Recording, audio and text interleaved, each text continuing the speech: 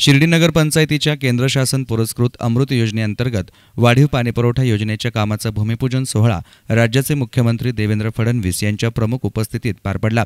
गुरुपौर्णिमेच्या पूर्वसंध्येला शिर्डीतील साई किमिया लॉन्स येथे दिमाखदार सोहळा पार पडला।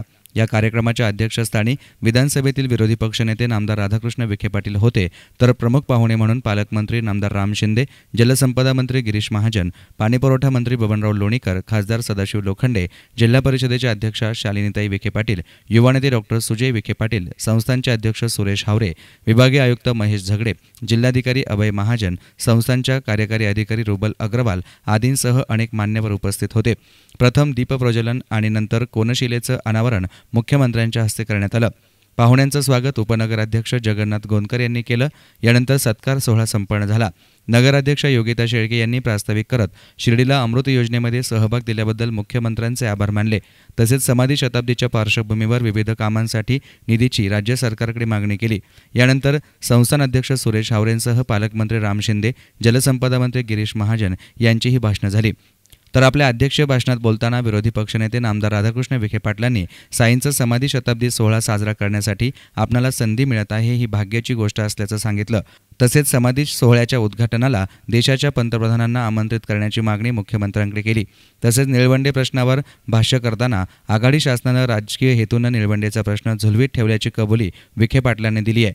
तसेच समन्यायी पाणी वाटपाबाबतही भाष्य केलं।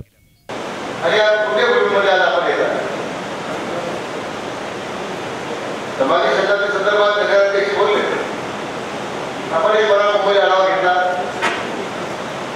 3,100 कोटी रुपयाचा प्रस्ताव आपल्यासमोर आहे आणि आपण या संपूर्ण योजनेमध्ये मोठी मदत करावी। तर शेवटी मुख्यमंत्री महोदयांना मला सांगितलं पाहिजे, आपल्या सगळ्यांना सांगितलं पाहिजे की त्या बाबांचा समाधी शताब्दी महोत्सव आज आपल्या हयातीमध्ये होतो, आपल्या उपस्थित आपल्या या काळामध्ये होतोय। आपण मुख्यमंत्री आज फार मोठी उपलब्धी आहे समाधी शताब्दीची या निमित्तानं आहे, म्हणून सुवर्ण अक्षराला लिहिलं जाईल का चांगला कार्यक्रम आपल्याला या प्लॅटफॉर्ममध्ये करायचा आहे।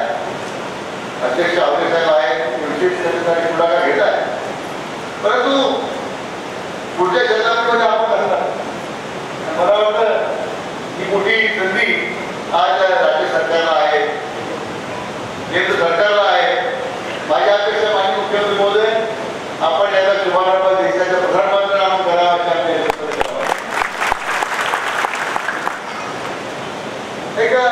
तर हा सगळा प्रसंग आज कोणत्याही राजकीय पक्षाच्या भूमिकेच्या पलीकडे आज आजच्या काळामध्ये प्रत्येक गोष्ट लोकांना लगेच आपण दुर्बीण लावू, त्याच्यामध्ये काय दिसतंय हे खरे पाहण्याची ऐकण्याची उत्कंठा असते। आज या ठिकाणी निळवंड्याचा उल्लेख आहे, तर निळवंड्याचा गिरीश महाजन साहेब म्हणतो जो अतिशय सुद्धा बरोबर आहे, किती वर्ष लागले पण जाणीवपूर्वक हा प्रकल्प मागे ठेवण्याचा प्रयत्न आदरणीय खासदार बाळासाहेब विखे पाटील नाही आहे, परंतु मूळ त्या निळवंड्याची मुहूर्तमेढ महाराजांच्या रूपाने त्यांनी रोवली। चंद्रकांत पवार मुख्यमंत्री होते, सरकार बदललं आणि जागा बघून ते निळवंडे झाले।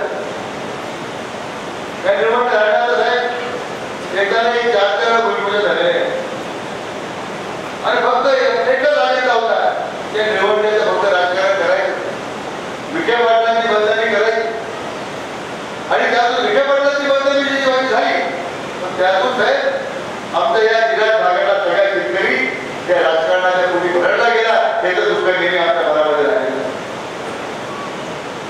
याने अनेक वर्षापूर्वी दोघे त्या निवडणुकीचा परिसर घेत आहे, ज्यांच्या ताब्यात सत्ता होती, परंतु निवडणुकीचं पाणी दुसरे भागाला द्यायचं दायित्व हे आम्ही कधी मानत नाही।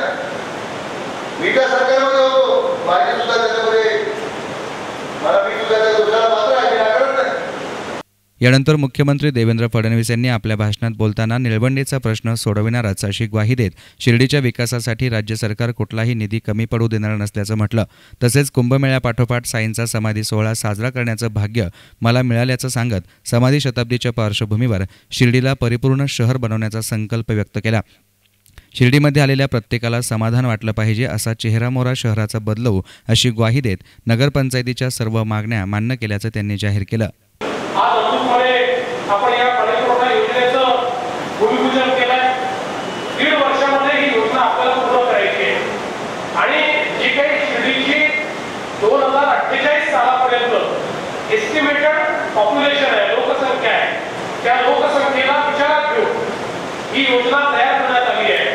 त्यामुळे मला असं वाटतं की योजना झाल्यानंतर पुढचे 30 वर्ष तरी शिर्डी जे आपलं शहर आहे या शहराला पाणी पुरवठ्याच्या संदर्भात कुठलीही टंचाई होणार नाही आणि त्या माध्यमातून चांगलं शहर हे आपल्याला तयार करता येईल. यासोबत आता साई शताब्दी सोहळा आहे आणि विकासाच्या फळाने गोष्ट खरी आहे की माझ्यासारख्या एका मुख्यमंत्र्याला हे भाग्य लाभावं की मी मुख्यमंत्री असताना साईबाबांचा शताब्दी सोहळा या ठिकाणी यावा.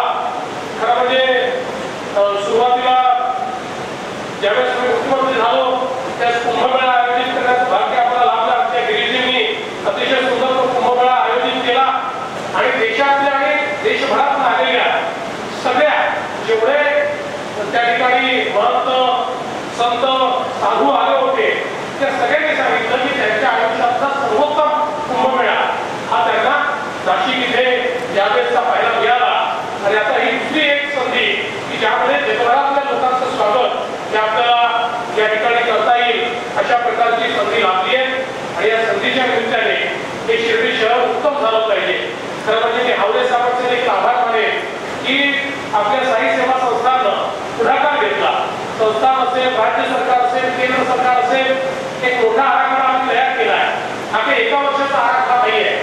जी कामं शताब्दी सोहळ्याच्या निमित्ताने करायची आहे ती तर वेगानं करूच, पण आराखडा पुढच्या काही वर्षात चालणार आहे आणि त्यातलं एक अतिशय सुंदर आणि परिपूर्ण अशा प्रकारचं शिर्डी शहर की ज्या शहरामध्ये आल्यानंतर ज्या ठिकाणी बाबांचा वास होता, ज्या ठिकाणी बाबांचं जी समाधी आहे किंवा ज्या ठिकाणी बाबांचे आशीर्वाद आहे अशा ठिकाणी आल्यानंतर प्रत्येक व्यक्तीला त्या शहराचं वेगळेपण जाणवावं अशा प्रकारचं शहर ते तयार करण्याचा प्रयत्न आम्ही निश्चितपणे करू आणि त्याकरता नगरपंचायतीला देखील जे काही सहकार्य आहे. परवा माझ्याकडे बैठक झाली, त्या बैठकीत काही मागण्या देखील नगरपंचायतीने केल्या. ते आपल्याला आजच आश्वस्त करतो की आपण केलेल्या सगळ्या मागण्या ज्या आहेत त्या पूर्ण करण्याचा निर्णय आम्ही घेतलेला आहे आणि नगरपंचायतीला त्या संदर्भात देखील निधी घेऊ. तर गिरीजी आम्हाला लवकर सुरुवात करा, जेवढ्या कमीत कमी वेळात करता येईल, 2 वर्षात 3 वर्षात जेवढ्या कमीत कमी वेळात करता येईल. आणि मला असं वाटतं आपण हा प्रधानमंत्र्यांकडे जे विशेष पॅकेज आपण मागितला त्यातही आपण सुचवलेला आहे. 500 कोटी रुपये आम्ही साई संस्थांकडनं याकरता घेतो आणि हवेचा पुन्हा घेतो, आम्ही ते परत करणार. साईबाबांचा पैसा हा काही आम्ही घेऊन घेणार नाही, तो निश्चित साईबाबांना परत करू. पण आपल्याला तात्काळ काम सुरू करायचं असल्यामुळे आणि साधारणपणे त्याकरता जे काही एकूण राज्यपालांचं सूत्र वगैरे आहे त्यातनं पैसा उभा करण्याचा वेळ लागतो. तेवढ्या वेळात आपण हे काम सुरू करू आणि तो पैसा उभा राहिल्याबरोबर राज्यपालांच्या सूत्राप्रमाणे तो पैसा परत करू. त्यामुळे तुमचा पैसा निश्चितपणे साईबाबांचा पैसा साईबाबांच्या चरणी परत करू. ते निवडण्याचे जे धरण आहे ते धरण पूर्ण करण्याचं काम ते राज्य सरकारच्या वतीनं निश्चितपणे केलं जाईल. दरम्यान शिर्डी विमानतळाबाबत बोलताना मुख्यमंत्र्यांनी शिर्डीचं एकमेव विमानतळ हे राज्य शासनानं उभारलं असल्याचं सांगत येत्या काळामध्ये भाविकांच्या सुविधेसाठी नाईट लँडिंग सुविधाही उपलब्ध करून देणार असल्याचं जाहीर केलं. यानंतर आभार काँग्रेसचे गटनेते अशोक गोंदकर यांनी मानले. या कार्यक्रमाचं नेटकं नियोजन नगरसेवक अभय शेळके यांच्या नेतृत्वात मुख्याधिकारी यशवंत डांगे आणि सर्व नगरसेवक तसेच कर्मचाऱ्यांनी करत कार्यक्रम यशस्वीरित्या पार पाडला. कॅमेरा पर्सन अजिंक्य गोरे, एसएन मीडिया, शिर्डी.